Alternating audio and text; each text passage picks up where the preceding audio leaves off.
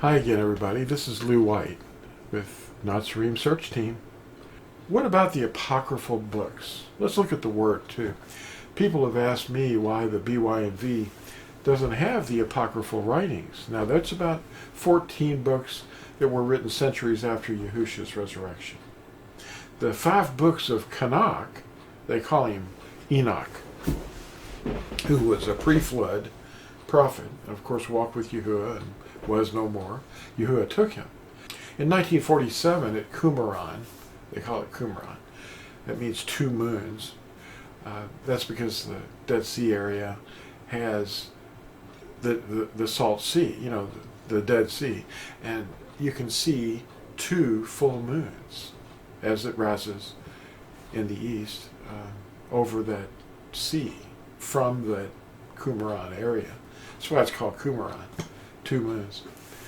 Anyway, I haven't seen them in the original form, the books of Enoch or Kanok, and yet parts of them have been translated into English by certain entitled Christian theologians, and they contain many fingerprints of human meddling on their approach to doctrines. The last thing we need is a translation made by a theologian who believes that we can call Yahusha whatever we want to, and who also maybe believe the 10 Commandments were annulled by Yahusha's death, and Sunday can be found in Scripture. I haven't found it in there. Sunday worship or anything like that. And you can't trust people who eat pigs and don't know it's wrong. It's just, these are the translators. Can you trust people like that entirely? Not really. Not really. The books of Kanok, in their repurposed formats, have caused great divisions in recent years. So they were not included in the BYNV. Kanok lived before the Great Flood and was quoted by the Natsarim writers like Yahudah or Jude 1:14. And that's trustworthy. I mean, it's a second witness of something that we are supposed to know.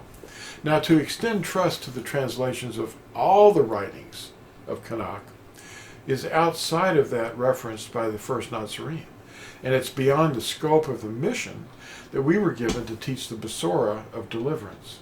Natsarim have a mission to guard and the name and the word, and to teach all nations everything to obey. We're supposed to obey the commandments.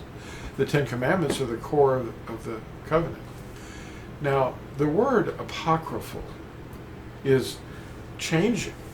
The meaning of it is changing all the time. But the etymology of it and its definition should remind us of how the simple believes every word. That means they trust everything they hear. But the clever one watches his steps. Now that's from Proverbs 14:15. So are we going to be clever, or are we going to just listen to everything and try to apply what was going on in the pre-flood world as it may pertain to today? There were differences. Some things was Kanok talking about the end of time up to the flood, or was he talking about the end of the reign of Babel, which he didn't know anything about? The reign of Babel didn't exist at that time because Babel had never been built. Nimrod had not existed yet. So these are questions that you have to ask yourself. How critical is it that the BYNV have books like the 5 books of Kanok, translated by a Christian theologian, or repurposed with the correct names? We have to watch our steps. We have to be careful. Apocryphal means of doubtful authenticity or spurious. That means deceitful. Legends, myths, and fictional tales taken to be true facts have already caused the world to go mad. That's what they're all following in the stores and all the Santa Claus stuff and all that. And we're trying to rescue people, Dan was dressed up as a doctor to kind of help the people medically, but we're not really medical people. We're trying to clean brains of the fingerprints of men.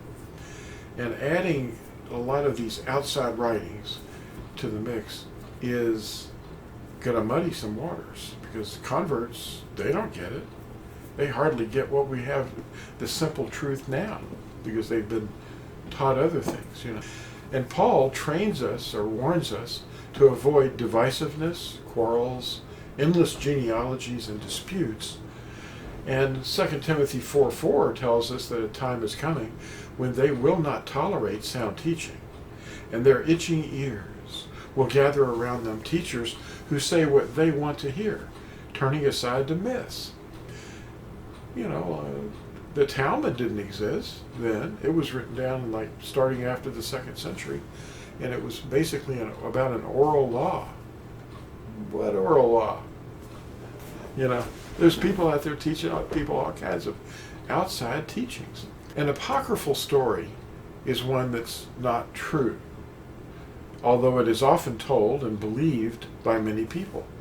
Today we see many divisions, and some are even teaching that Paul, our beloved brother, is a false teacher.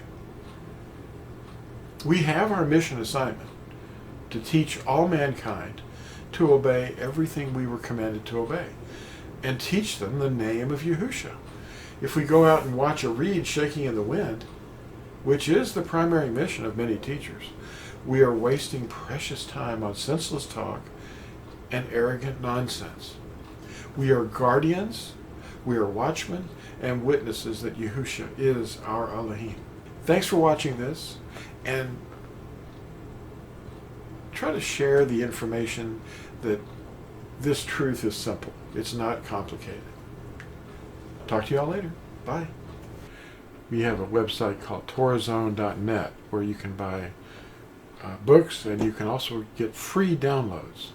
And LambLegacyFoundation.com also has many videos to watch.